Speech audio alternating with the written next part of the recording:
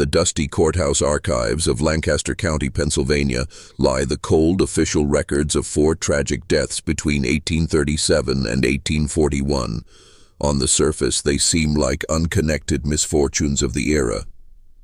There was an attorney who took a fatal fall from his horse on a misty morning. A banker, discovered drowned in the shallows of Mill Creek. A circuit judge, who died from an abrupt sickness right in the middle of harvest season. And finally, a county sheriff, found at the bottom of his own well. 4 men, 4 accidents. But what the official accounts don't tell you is the chilling secret that bound them all. The truth is, all 4 men were married to sisters from the same proud Irish Catholic family, and each man's accidental death occurred less than 18 months after his wedding day. Meet the Brennan sisters, Bridget, Catherine, Margaret, and Sarah. They had inherited the largest, most prosperous farm in the county, and they were willing to kill to keep it whole. Before we unravel the full, twisted tale of the Brennan family farm and the 4 widows who refused to be separated, we need to go back to the summer of 1836, when a single candlelit conversation sealed the fates of 4 prominent men and changed everything. Imagine an estate sprawling across 847 acres of Pennsylvania's richest soil. This was the Brennan family farm, a kingdom bordered by Mill Creek to the north and the Lancaster Pike to the south. It was the life's work of Patrick Brennan, an immigrant from County Cork. He arrived with nothing but fierce determination and a burning hatred for the English landlords who had wronged his family. For 37 years, he poured his soul into the land, building an American dynasty. By 1836, his property was worth more than most small towns. It boasted a magnificent stone farmhouse that could rival any in Philadelphia, barns big enough for 200 cattle, and grain silos that fed half the county through the harshest winters. But when Patrick Brennan passed away that October, he left behind a crisis that would have shattered a lesser family. The law in Pennsylvania was clear. A man's estate was to be divided equally among his children, and Patrick had no sons.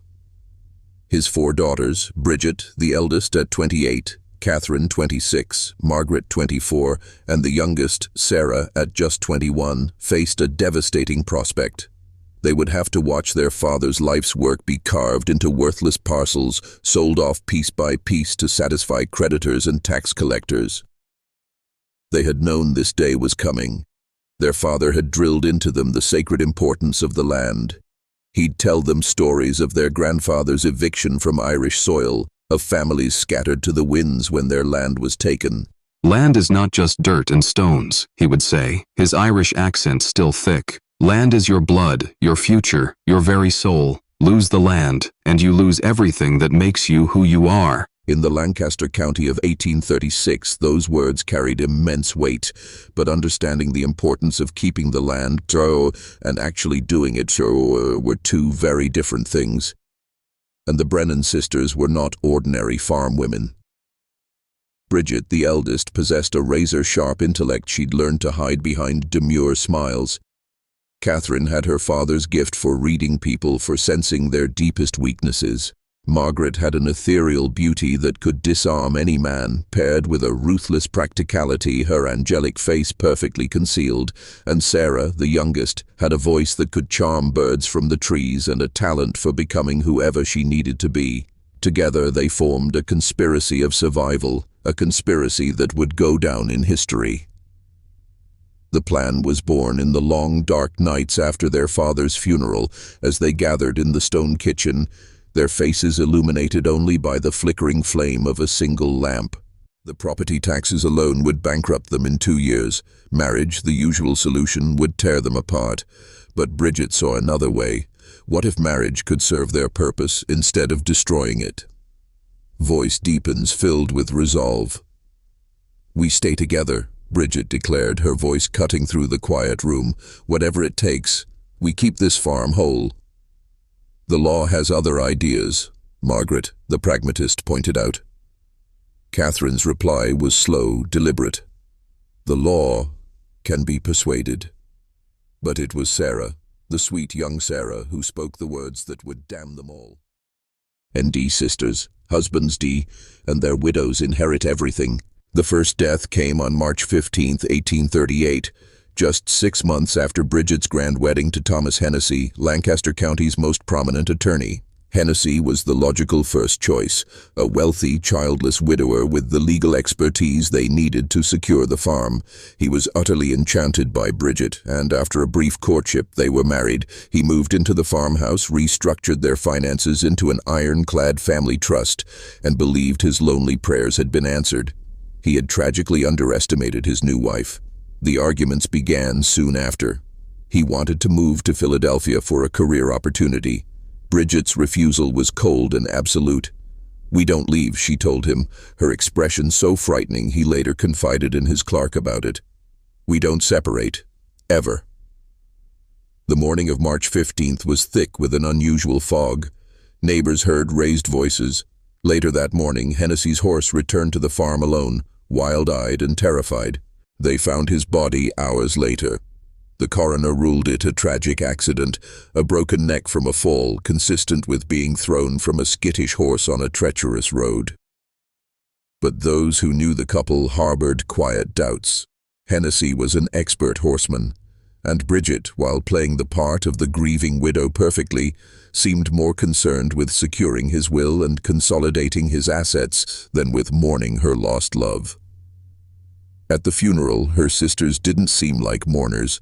They seemed like soldiers standing behind a general who had just won a difficult but necessary battle. The first step of their plan was complete. Less than a month later, Catherine Brennan began her courtship of Hamilton Crawford, the county's most successful banker. He was a practical man, a widower who found himself drawn to Catherine's deep devotion to her sisters. Their wedding took place exactly 1 year after her father's death. Like Hennessy before him, Crawford moved in and used his financial expertise to further secure the Brennan estate. But Crawford was a banker, a man of ledgers and patterns, and he noticed things. He started keeping a private journal. November 18, 1838, Bridget visited the bank. Her knowledge of property values exceeds most businessmen.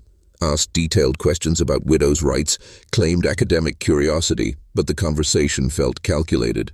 December 15, 1838. Catherine has become distant. When I mentioned starting our own family, her reaction was hostile. "The 4 of us are family enough," she said.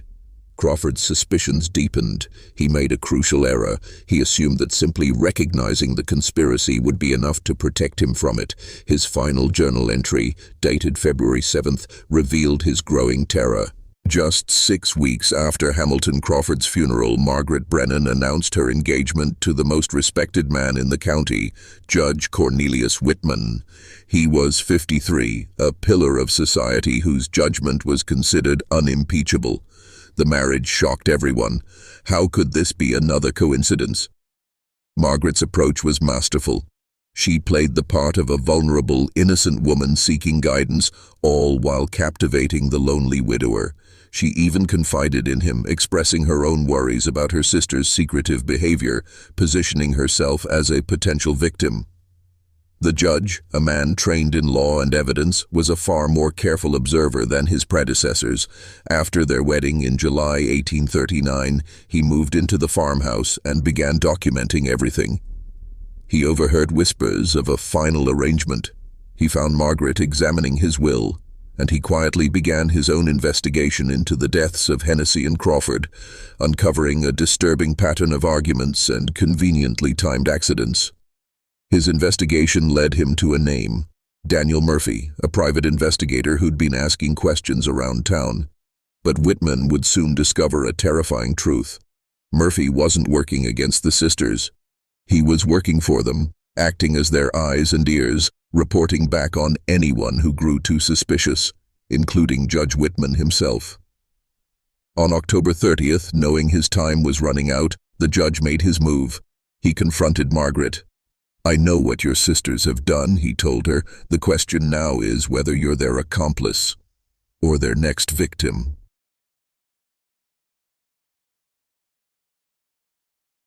What followed was a horrifying confession. Margaret laid it all bare.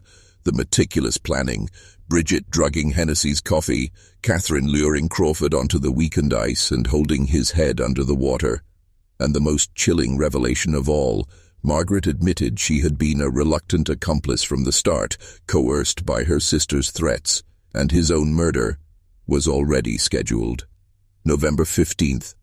The method: a slow-acting poison, foxglove extract, to be administered in his evening brandy, perfectly mimicking a heart attack. To prove she was telling the truth, she unlocked a drawer and pulled out a leather-bound journal. "This contains everything," she whispered. "Every detail of every murder, every plan, every conversation." Just as Whitman began to read, the sound of horses approached. Catherine and Sarah were back. "They cannot know I've told you," Margaret pleaded, her voice a desperate whisper. "If they suspect, they'll kill you tonight." The journal confirmed it all. The cold calculations, the weaponization of their own personalities, and the terrifying plan to expand their operations, creating a network of murderous widows across Pennsylvania. The sisters entered, their voices dripping with false cheerfulness. They spoke of rumors in town, of federal authorities now looking into suspicious deaths in the region. It wasn't a warning, it was a threat. They knew he knew. Their timeline had just been moved up. "They're going to kill you tonight," Margaret whispered, the moment they were alone again. She then proved her loyalty once and for all. She reached into her shawl and produced a small glass vial filled with clear liquid. "This is the foxglove extract," she said. "I was supposed to put 3 drops in your brandy tonight." She placed the vial, the instrument of his own planned murder, into his palm. Their escape plan was cut short by a summons from Bridget. They were being called into the kitchen, into the heart of the trap. It seemed all was lost. But then, another sound, the thunder of multiple horses approaching at high speed. Torches burned in the darkness outside. This was no social call. This was the law. "Federal marshals," Margaret breathed. Inside, the sisters scrambled. Bridget, ever the manipulator, tried to seize control of the narrative one last time. "Cornelius," she began, "we need to discuss our story." But it was too late. The door burst open. 6 armed men entered, badges displayed. Their leader, Marshal William Davies, locked eyes with the judge. "Judge Cornelius Whitman," the marshal boomed, "you're under arrest for conspiracy to commit murder, fraud, and corruption in office."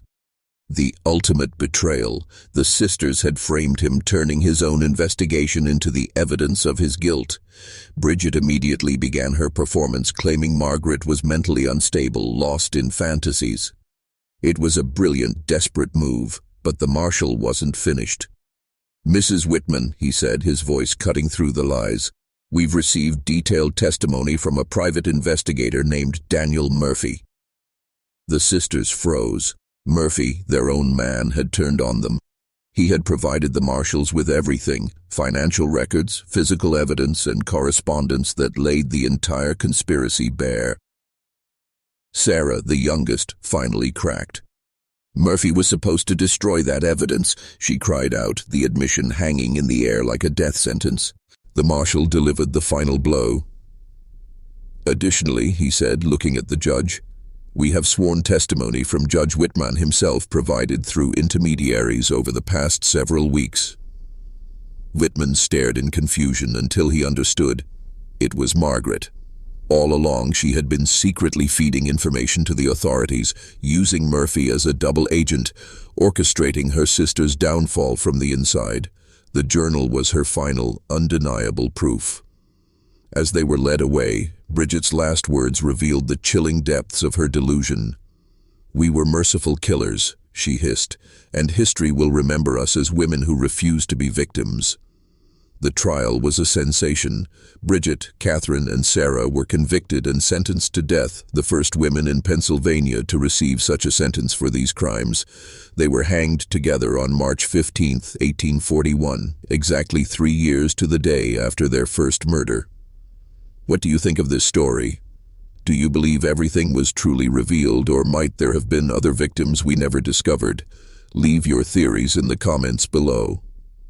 If this dive into the darkness of history intrigued you, Please hit that like button and subscribe for more tales of mystery and true crime. Share this with a friend who loves a story that will keep them up at night.